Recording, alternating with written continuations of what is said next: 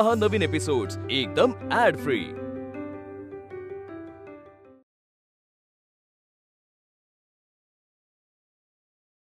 आई दार उघड आणि सांग, तुला काय वाटतंय ना ते माझ्या समोरासमोर येऊन बोल एकदाच।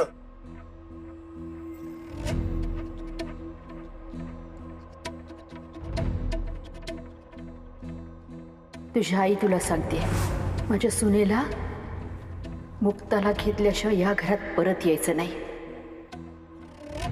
मुक्ताच या घरची सून होईल।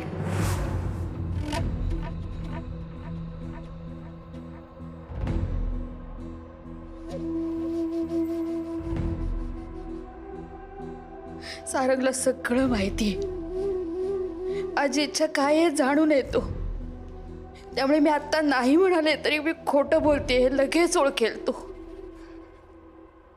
आई प्लीज दार उघड आणि सांग ना आता काय सांगायचंय ते। वय मोठी आहे, काय बोलायचं ते समोर येऊन बोला ना।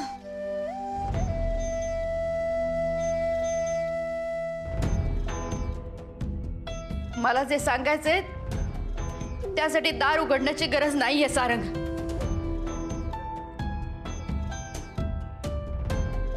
मला तुमचं तोंडही पाहायचं नाहीये।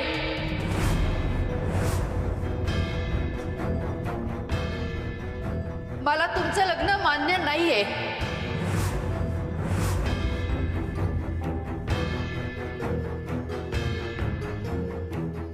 मुक्ता या घरची सून होणं मला मान्य नाहीये।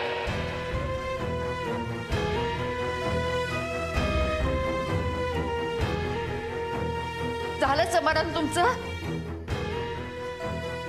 समाधान झालं असेल तर निघून जा इथनं, चालते व्हा।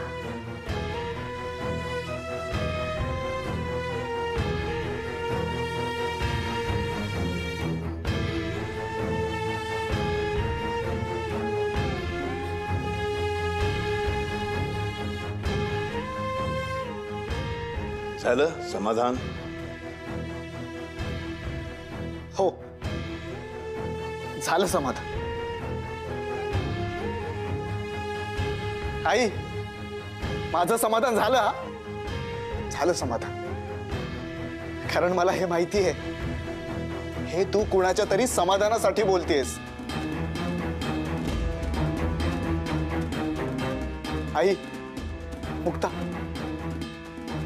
माझ्यावर विश्वास ठेव, लवकरच आपण एकत्र असू। हा बंद दरवाजा, लोकांचा विरोध आपल्या नात्यात कोणताच दुरावा आणू शकत नाही।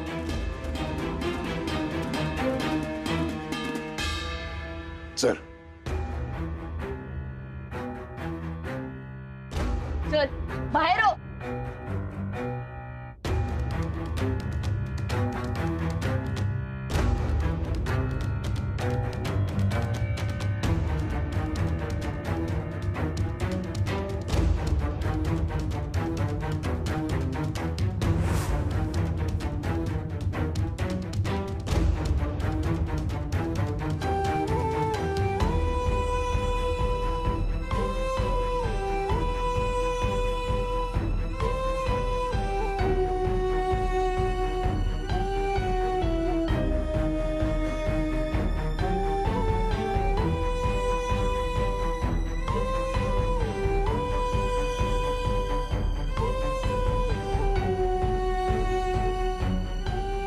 दादा ऐका, दादा प्लीज एकदा पूर्ण ऐका ना मी काय म्हणतोय। दादा प्लीज, दादा दादा ऐका ना। दादा हो दादा, मुक्ता माझं प्रेम आहे, हो माझी बायको आहे ती। प्लीज दादा प्लीज आमची ताटातूट करू नका। दादा हो निदान माझ्यासाठी तरी या नात्याचा स्वीकार करा ना प्लीज दादा। परीक्षा संयमाची, स्वतःला सिद्ध करण्याची, तयार राहा दादा।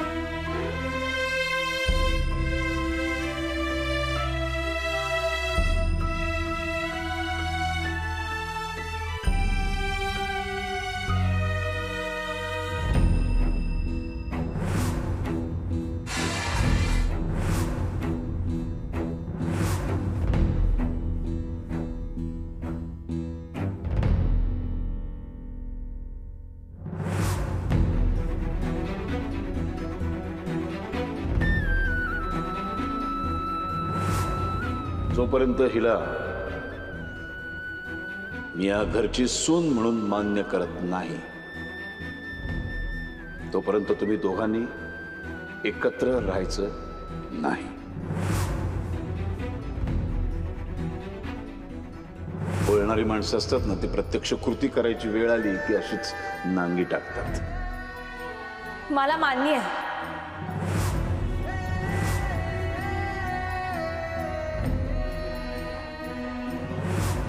तुम्ही मला घर दिलंय, पण त्याचं कुटुंब तेव्हाच होईल जेव्हा घरातली माणसं मला स्वीकारतील.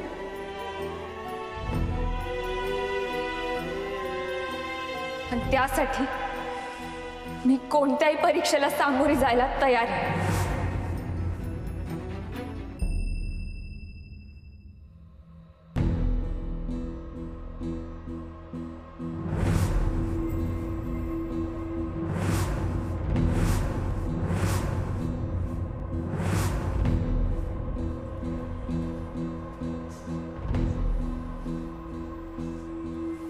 कधी आलात? कधी नाही, कशाला आलो ते विचारा. मी माझ्या मुलीला न्यायला आलोय. कारण इथे तुम्ही जो तिचा तमाशा केलाय ना, तो माझ्या सहनशक्तीच्या पलीकडे गेलाय. दादा, आर्याला आम्ही तुमच्या शब्दाखातर तुमच्या जबाबदारीवर तुमच्या घरी ठेवलं होतं आणि आज सारंग तिच्या समोर मुक्ताला घरात घेऊन आला सुद्धा. कुठे गेला तुमचा शब्द? कुठे आहे तुमच्या शब्दातलं वजन? उभ्या आयुष्यात आम्ही आमच्या मुलीच्या डोळ्यात पाणी बघितलेलं नाहीये आणि आज तुमच्यामुळे ती रडतीये. यासाठी तुमच्या घरी ठेवून घेतलं होतं का तिला?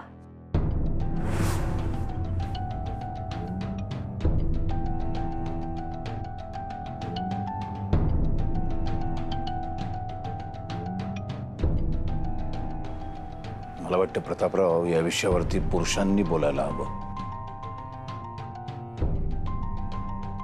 तरच काहीतरी तोडगा निघू शकतो. जरा येतं.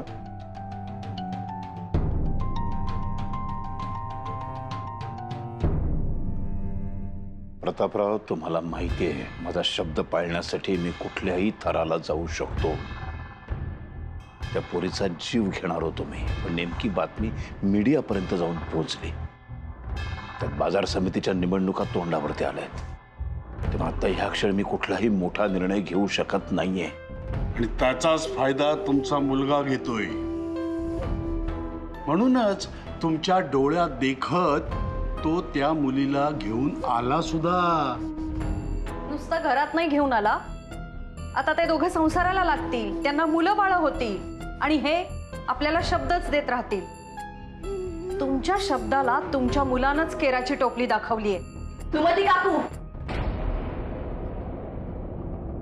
माझ्या वडिलांना असं बोललेलं मी खपवून घेणार नाही.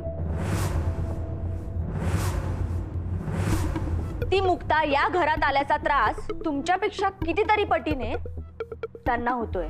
आम्हाला कोणालाच नकोय ती मुलगी, पण ती मुलगी प्रमाणापेक्षाही चालाक निघाली आणि चालाकीनेच ती या घरातही घुसली.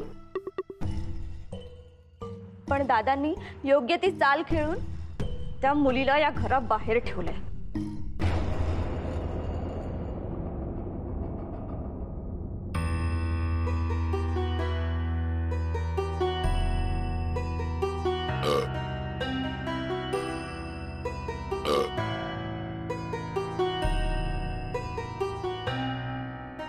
ठेकर तर येणारच, भूक पण खूप लागली.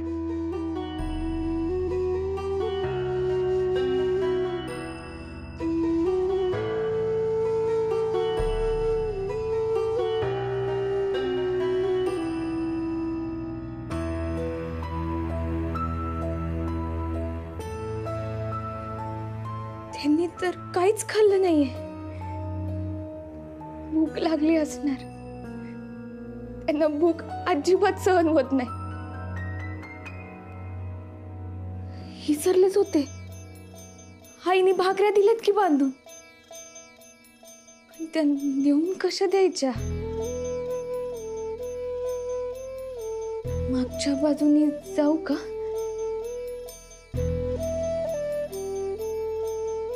आशाकडून नेऊन देते.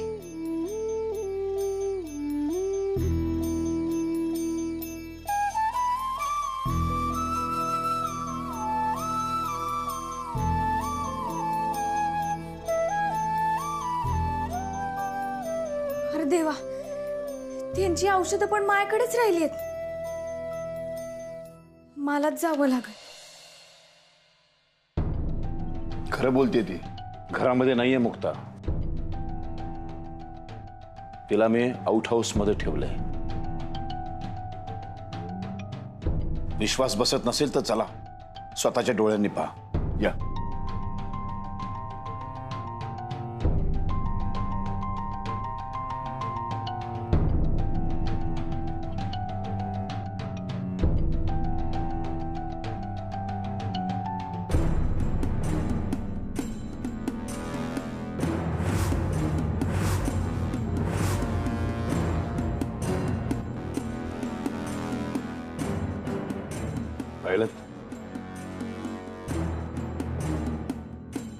ही हिची खोली आहे. ह्या खोलीत ठेवलंय याला आउट हाऊस मध्ये.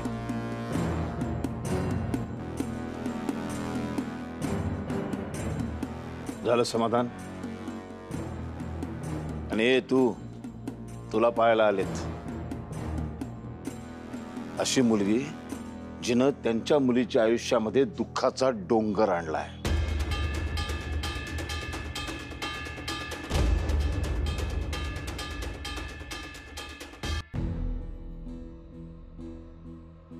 तू जाऊ शकतेस.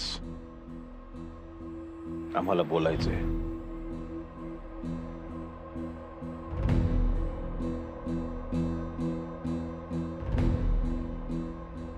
निघ.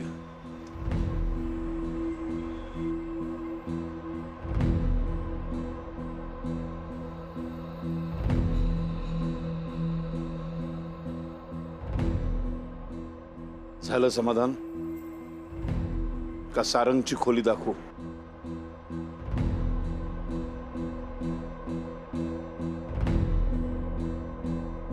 बाबा, ते खरं बोलतात. अहो, दादा माझ्यासाठी खूप धडपड करतात. त्यांचा सुद्धा किती वेळ अपमान झालाय. आपण त्यांच्या प्रयत्नांवर शंका नाही घेऊ शकत.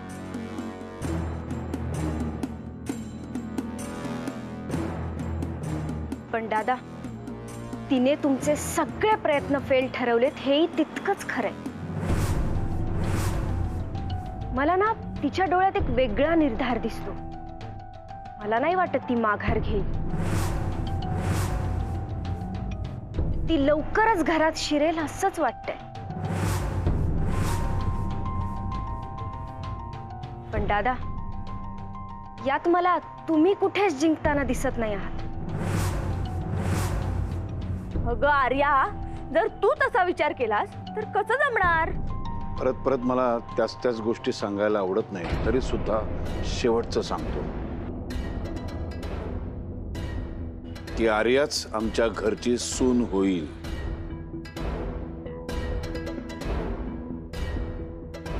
पण रावसाहेब, ती मुलगी इथे असेपर्यंत मी आर्याला इथे राहू देणार नाही.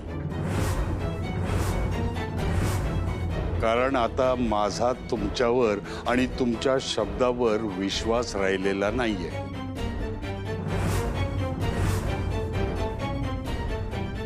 तर मग ऐका, जर का आर्या आमच्या घरची सून झाली नाही तर एक अख्खा दिवस मी हातामध्ये बांगड्या भरून, कपाळाला कुंकू लावून, साडी नेसून स्त्री वेशात काढेन.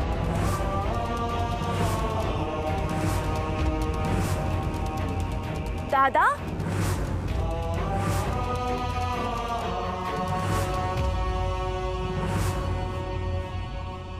दादा, दादा, तुम्ही हे काय बोलून गेलात? दादा, तुम्ही असे चॅलेंज वगैरे घ्यायला नको होतं. तुम्हाला काय वाटलं?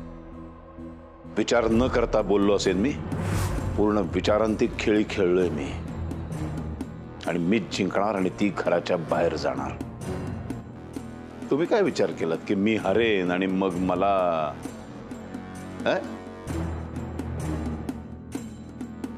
मला शांतपणे एकट्याला जरा बसू दे.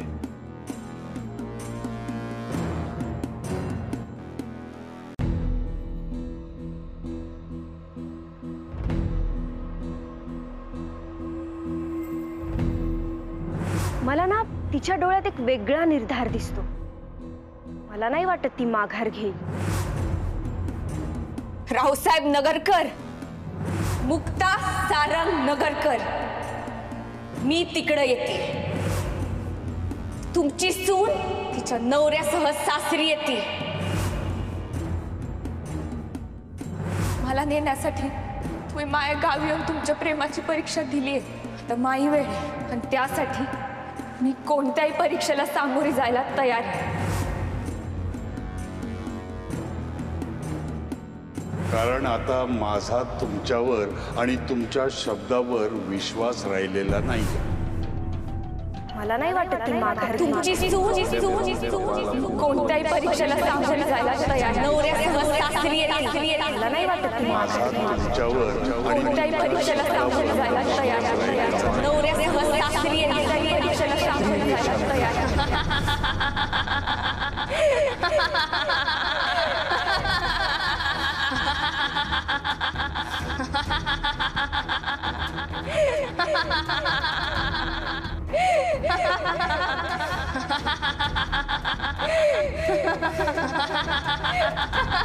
साला काय झालं तुला?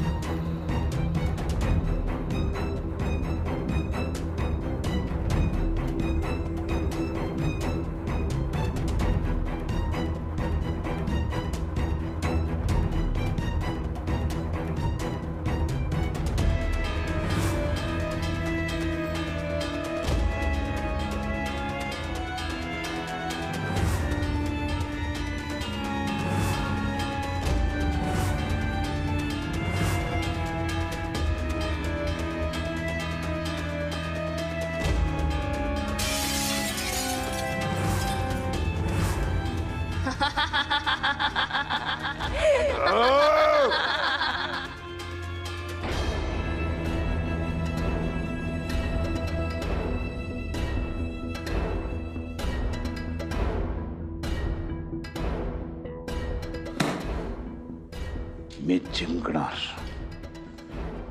कळलं? शेवटी मीच जिंकणार. अशी एक एक चॅलेंजेस देईन ना तुला की घरदार सोडून तू पळून जाशील कायमची. बुद्धिबळाची एक एक चाल तुला चेकमेट केल्याशिवाय राहणार नाही. असा चक्रव्यूह रचेन तुझ्या भोवती की तू भेदून बाहेर पडू शकत नाहीस. चक्रव्यूह रचण्यामध्ये माझा हात कोणी धरू शकत नाही. तुला वाटतं ना तू हुशार आहेस, पण बुद्धी चातुर्यामध्ये माझ्याशी कोणीही स्पर्धा करू शकत नाही. लक्षात ठेवायचं.